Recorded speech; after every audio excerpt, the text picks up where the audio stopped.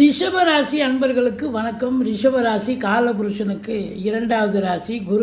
குரு பகவான் ராசியில் இருக்கார். சுக்கிரன் குரு வீட்டில் இருக்கார். பரிவர்த்தனை யோகம். அப்போது சினிமா இண்டஸ்ட்ரி, தொலைக்காட்சி இண்டஸ்ட்ரியில் வேலை பார்க்கக்கூடிய அன்பர்களுக்கு இன்றைய பொழுது அற்புதமாக இருக்கும். இன்றைக்கி வளர்பிறை பஞ்சமி திதி சித்தயோகம் கூடிய நன்னாள். சித்திரை நட்சத்திரம் போயிட்டுருக்குங்க. உங்களை பொறுத்தவரையிலையும் பார்த்தீங்கன்னாக்கா தொழிலில் உத்தியோகத்தில் ஒரு ஸ்திரத்தன்மை ஏற்படும். நல்ல சிறப்பாக வேலை பார்ப்பீங்க, சந்தோஷமாக இருப்பீங்க. வெளிநாட்டு பயணம் உங்களுக்கு அனுகூலத்தை தருமா என்றால் கண்டிப்பாக அனுகூலத்தை தரும். யோக பாக்கியங்கள் நிறைந்த நாள். அதாவது தீர்த்த யாத்திரை போகலாம், ஆன்மீக பயணம் போகலாம். தந்தையால் நன்மைகள் நடக்கக்கூடிய ஒரு நாள். 7ஆம் இடத்து அதிபதி 2இல் அமர்ந்திருக்கிறார். 7ஆம் வீட்டை குரு பார்க்கிறார்.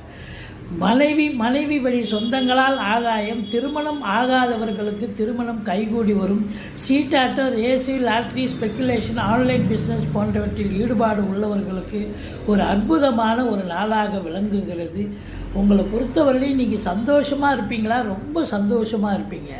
3ஆம் இடத்து அதிபதி சந்திரன் 5ஆம் இடத்துல இருக்கிறார். அதனால் நீங்கள் எடுக்கிற முயற்சி பிள்ளைகளுக்காகவும் சரி, உங்கள் சந்தோஷத்துக்காகவும் நீங்கள் எந்த முயற்சி எடுத்தாலும் அதில் முழு வெற்றியோடு வரக்கூடிய ஒரு நாள்.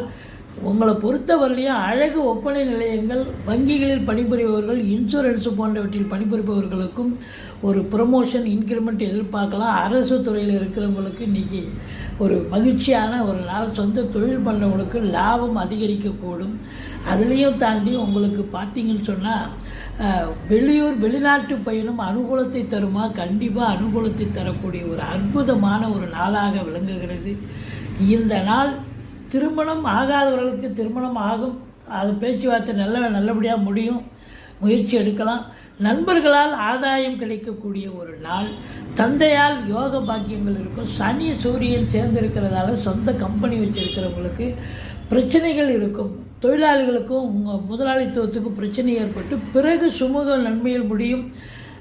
டென்ஷனாக இருப்பீங்க. 12ஆம் வீட்டை சனி பார்ப்பதால் ரொம்ப டென்ஷனாக இருப்பீங்க. அதே நேரத்தில் உங்களுக்கு 5ஆம் இடத்தை பார்ப்பது பூர்வீகத்தில் இருந்து வந்த பிரச்சனைகள்லாம் அகன்று சகஜ நிலைக்கு, சந்தோஷ நிலைக்கு மாறக்கூடிய ஒரு அற்புதமான ஒரு நாளாக விளங்கப் போகிறது.